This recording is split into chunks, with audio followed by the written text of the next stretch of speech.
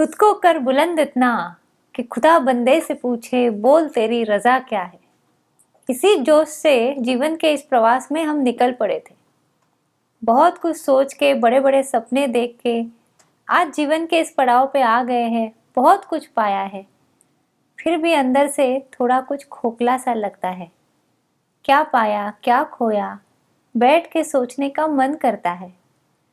कई बार सोचते हैं कि हमने शायद जीवन जी लिया, फिर भी लगता है अभी तक कुछ भी नहीं जिया। क्या इसी सोच में, इसी संभ्रम में आप स्वयं हैं या आपने किसी अपने दोस्त को, रिश्तेदार को देखा है? शायद वह भी मिड लाइफ क्राइसिस से गुजर रहे हैं।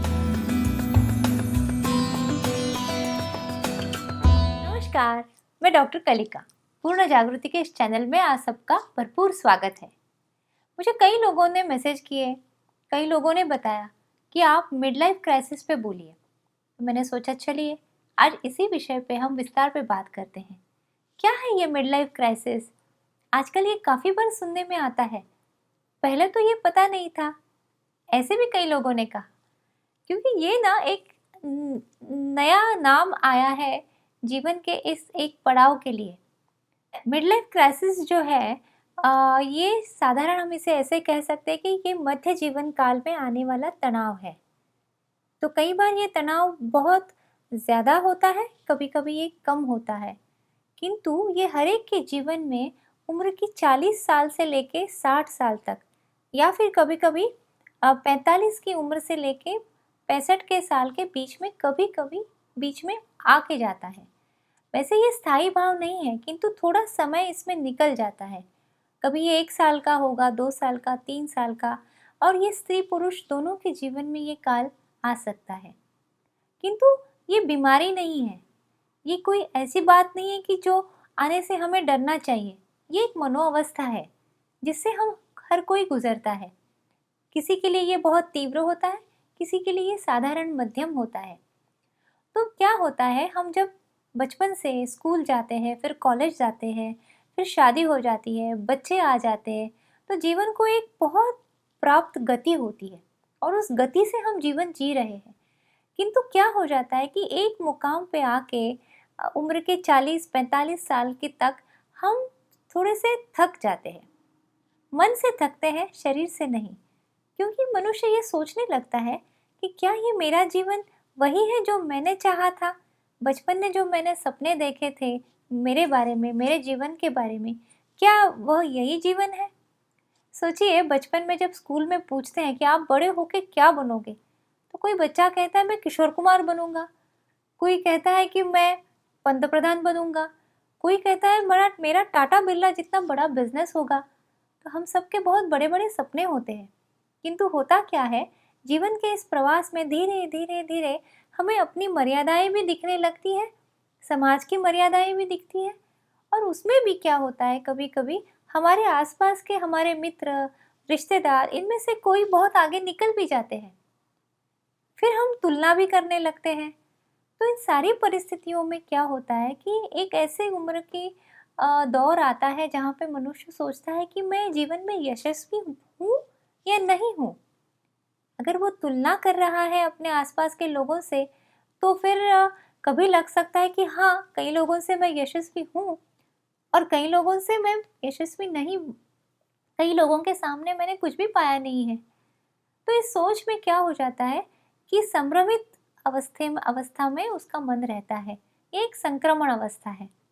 और दूसरी बहुत ज़रूरत की बात यह है कि वह सोचने लगता है कि अरे, जीवन का आधा जीवन तो मैंने जी लिया, अब तो थोड़ा ही बचा है, आधा जिया है, तो मुझे जो पाना था वो मेरे लिए समय बहुत कम रहा है, और जब तक अभी मेरे हाथ में ताकत है तब तक मुझे ये पा लेना चाहिए। तो फिर कभी कभी इसके अलग अलग परिणाम दिखाई देते हैं। जीवन में कभी कभी एक रसता आ जाती है, जिसे मोनोटोनी कहते हैं। फिर उसे ब्रेक करने के लिए कई स्त्री पुरुष जो है वो गलत दिशा में निकल जाते हैं, तो वहाँ विवाह बाह्य संबंध आ जाते हैं। कभी कभी व्यसन अधिक हो जाता है, कुछ अलग करना है, हटके करना है, जो मुझे सारी जिम्मेदारियां दी गई है उसके अगेंस्ट चल के मुझे कुछ करना है। जैसे टीनेजर्स में कभी कभी होता है ना, एक एडिशनल रिस्क टेकिंग बिहेवियर जिसे कहते हैं, अगर उसमें वैसी ही थोड़ी सी अवस्था 40 के बाद भी आ जाती है, और यहाँ पे कभी कभी बहुत ज़्यादा रिस्क लेने का मन करता है, जो प्रस्थापित व्यवस्था है इसके अगेंस्ट जाके कुछ करने का मन करता है। अगर ये गलत चीज़ें ना भी हुई तो भी कभी कभी क्या हो जाता है, व्यवसाय में या नौकरी में कभी कभी बहुत बड़ा डिसीजन लिया जाता है जिसके बारे में बहुत सोचते नहीं हैं। पहला तो एक आदत होती है कि हर चीज़ में सोच समझ के चलना है, पर इसके बाद थोड़ा कॉन्फिडेंस भी बढ़ा हुआ होता है, उम्र भी बढ़ी हुई होती है, अनुभव भी ज़्यादा होता है, तो कभी कभी ओवर रिस्किंग हो जाता है। तो उसमें कई बिजनेसेस नीचे आ जाते हैं, कई कुटुंब भी उद्ध्वस्त हो जाते हैं। तो ये मिड लाइफ क्राइसिस नाम तब आता है, ये तब क्राइसिस यानी तूफान बन जाता है। वैसे तो ये तूफान की आवश्यकता नहीं है, किंतु ये जो बैलेंस है, समतोल है, ये जब हिल जाता है तब ये तूफान का स्वरूप ले लेता है। तो इसे हमें क्या करना है, कई लोगों में अलग तरह की रिएक्शन होती है, जैसे उन्हें लगने लगता है कि मेरे से अब कुछ होने वाला नहीं है, ये ऐसी ही जिंदगी टकाव टकाव आगे चलती रहेगी, इसमें कुछ बदलने वाला नहीं है। तो वो थोड़ा सा निराशा की तरफ जाते हैं, डिप्रेशन की ओर जाते हैं। फिर उनकी काम करने की जो क्षमता है वो कम होती है, घर के रिश्तों में भी उनमें निरस्ता आ जाती है, और रिश्ते भी दूर दूर चले जाते हैं, शुष्क हो जाते हैं, और जीवन का आनंद जैसे है सब कुछ होते हुए भी मिलना बंद हो जाता है। तो ये सब क्या करें? कुछ लोग हमें दिखते हैं कि उन्हें कोई फर्क ही नहीं पड़ा है, उन्होंने जीवन को दोबारा से जीने की शुरुआत की है। और फिर इन लोगों ने ऐसा क्या किया है कि जो यशस्वी होते ही जा रहे हैं, जो आनंदी होते ही जा रहे हैं? तो ये सोचने वाली बात है। कहीं जाके हम जब सिंहावलोकन करते हैं, पीछे देख के हमने क्या पाया है और आगे देख के और क्या करना है, इसकी अगर हमें क्लैरिटी है तो हम एक नए सिरे से अपनी ज़िंदगी शुरू कर सकते हैं। जैसे कंप्यूटर हैंग होता है तो हम क्या करते हैं, रीस्टार्ट का बटन दबाते हैं। वैसे ही अगर जीवन आपको लगता है कि हैंग हो चुका है, कहीं पे एकदम पॉज सा आ गया है, उसमें कुछ हो नहीं रहा है, तो बस हमें क्या करना है, एक रीस्टार्ट का बटन दबाना है। और ये दबाते दबाते एक जो चीज़ है वो हमें हमेशा याद रखनी है कि एजिंग यानी उम्र का बढ़ना, इसे हमें स्वीकारना है। एक्सेप्टेंस बहुत ज़रूरी है। और अगर एक बार हम ये स्वीकार लेते हैं कि उम्र बढ़ेगी, हर कोई बंदा जो है, जो इस जीवन में निर्माण हुआ है, उसका अंत तो होना ही है। Everything comes with an expiry date, तो हमारी भी एक्सपायरी डेट तय है। यहाँ कोई भी ऐसा नहीं है कि जो अमर रहने वाला है।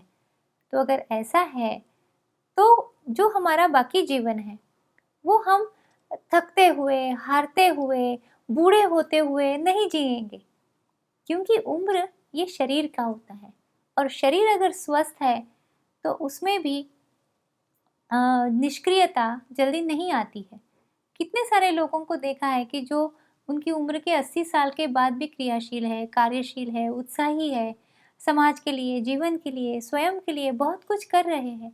तो यही उत्साह और यही आनंद अगर हमें भी रखना है तो कहीं ना कहीं, कभी ना कभी हमें वो पता चलता है कि अब जीवन कहीं पे आके ठहर सा गया है, तो वहाँ रीस्टार्ट का बटन दबाना है। अब ये रीस्टार्ट करने के बाद हमें क्या क्या करना है?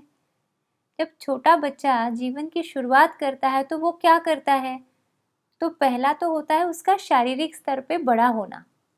तो ये हमें भी करने की ज़रूरत है, क्योंकि 40 के बाद हमारा शरीर भी मसल मास कम होने लगता है, हमारी एनर्जी लेवल कम होने लगती है, और फिर चश्मा भी चढ़ जाता है।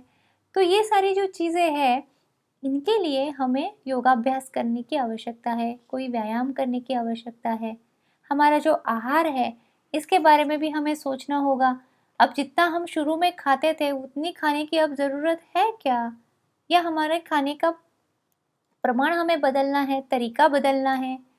तो इसके बारे में भी हमें सोचने की आवश्यकता हो जाती है।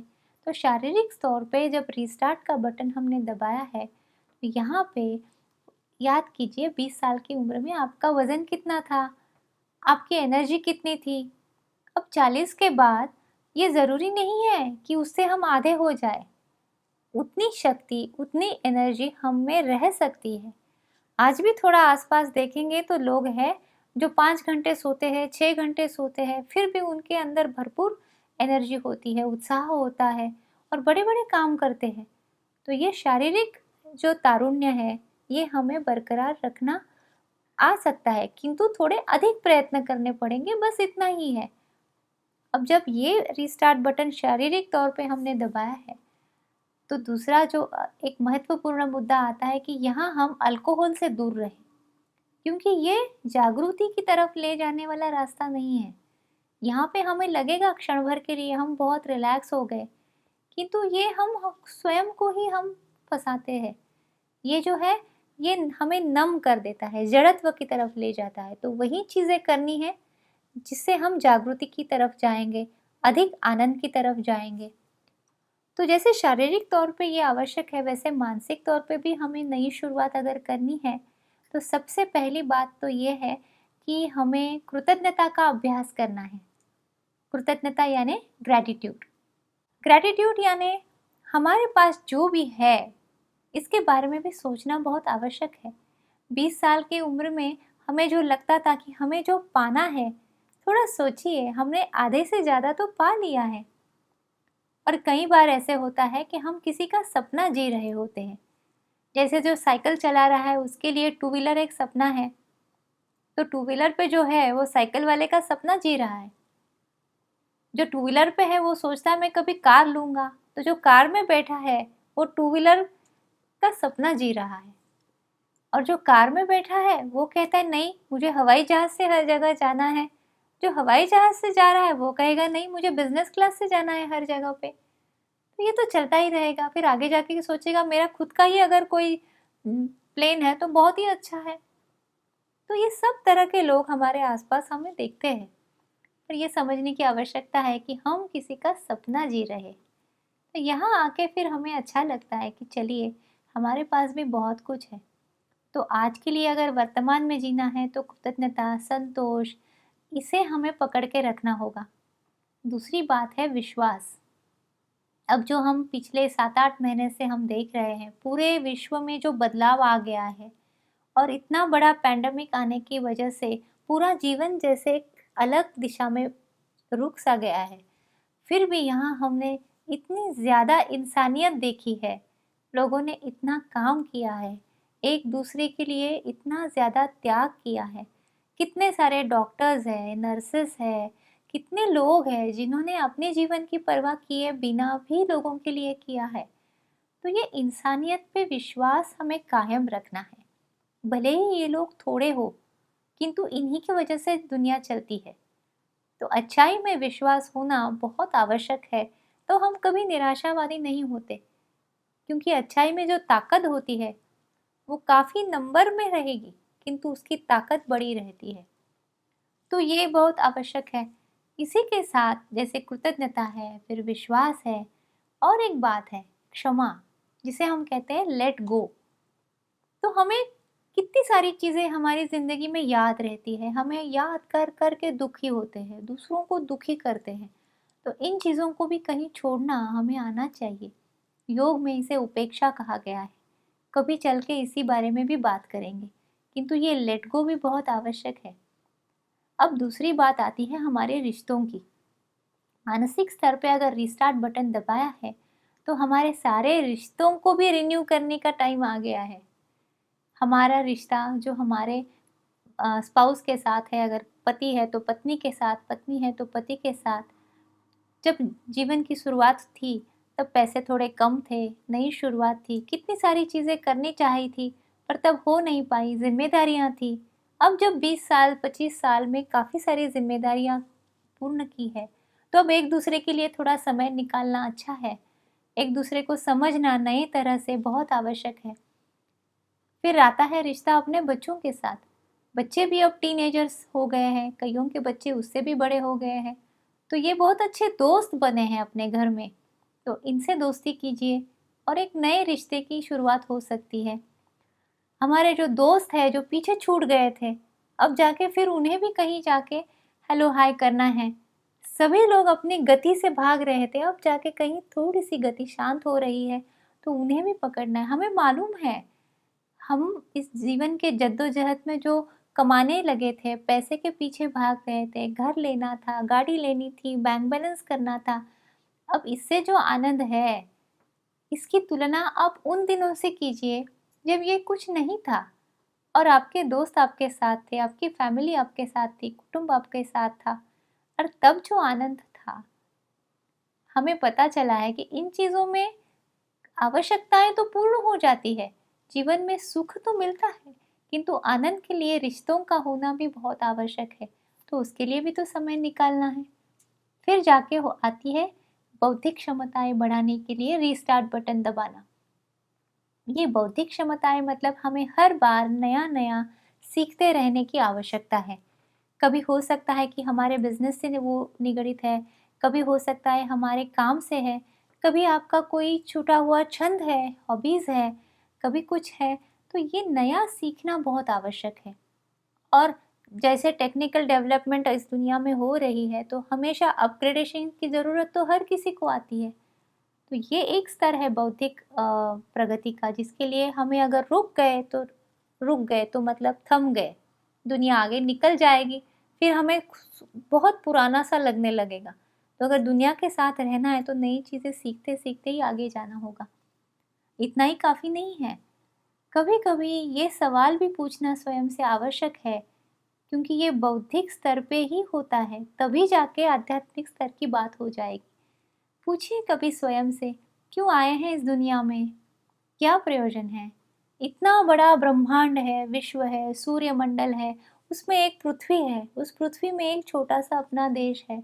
यहाँ पे हम किसी गांव में, शहर में, किसी एक घर में माता पिता है, वहाँ जन्म लेते हैं। क्या प्रयोजन है हमारे जीवन का, कहाँ से आए हैं हम, कहाँ जाना है, जीवन का उद्देश्य क्या है, क्या प्राप्त करना है। जैसे उपनिषदों में प्रश्न पूछा है, किम कारणम ब्रह्म कुतस्म जाता, कहाँ से आए हैं, कहाँ जाना है, ये सारा विश्व कैसे निर्माण हुआ है, क्या इसके पीछे कोई कार्य कारण मीमांसा है, कोई कॉजेशन है, कॉज एंड इफेक्ट है, या ऐसा ही सब ऐसे ही बाय एक्सीडेंट तैयार हुआ है। इन सब प्रश्नों का उत्तर भी खोजने का ये समय है। और फिर यही सोचते सोचते आगे चलेंगे तो आध्यात्मिक प्रगति की ओर चलेंगे। और आध्यात्मिक प्रगति क्या होती है? स्वयं को खोजना, स्वयं से जुड़ना, और जो आनंद की अनुभूति अंदर से आएगी वह धीरे धीरे समझना, उसका अनुभव लेना। और इसी के बारे में मैं चाहूँगी कि मैं अगला वीडियो बनाऊँगी, क्योंकि जब मैं ये मिडिल लाइफ क्राइसिस के बारे में सोच रही थी तो मुझे लगा कि ये जो प्रश्न निर्माण हुआ है ये आधुनिक जीवन पद्धति से निर्माण हुआ है, किंतु हमारी भारतीय सभ्यता बहुत प्राचीन है, 10,000 साल से भी ज़्यादा पुरानी है। और तब लोगों ने जीवन के बारे में क्या सोचा होगा, जीवन के एक एक पड़ाव के बारे में क्या विश्लेषण किया होगा, और बहुत सुंदर विचार है वहाँ पे। तो मैं सोचती हूँ कि अगले वीडियो में मैं उसी के बारे में बात करूँगी कि पुरुषार्थ क्या है, जीवन के अनेक अनेक पड़ाव क्या है, हमारे जीवन का उद्देश्य क्या है, और यही है आध्यात्मिक प्रगति। तो मिड लाइफ क्राइसिस वैसे कहा जाए तो कोई क्राइसिस नहीं है, तूफान नहीं है। अगर हमारा दृष्टिकोण पॉजिटिव है, सकारात्मक है, तो जब हम बच्चे थे तब भी क्राइसिस था, टीनेज में आए तब भी क्राइसिस है, अब मध्यकाल में आए तो मिडिल लाइफ क्राइसिस कह रहे हैं, फिर बूढ़े हो जाएंगे तो ओल्ड लाइफ क्राइसिस कहेंगे। जीवन थोड़ी ना क्राइसिस है, जीवन तो आनंद का सफ़र है। इसे समझना है, एक दूसरे के साथ बांटना है, बस खुद को थोड़ा सा संभलना है। और ये कैसे संभाले जाए, इसका अभ्यास कैसे किए जाए, ये हम अगले वीडियो में देखेंगे, वो इसी वीडियो का कंटिन्यूएशन रहेगा। अगर आपको पसंद है तो लाइक कीजिए, शेयर कीजिए, और अगले हफ्ते मिलेंगे। सब्सक्राइब कीजिए। खुश रहिए।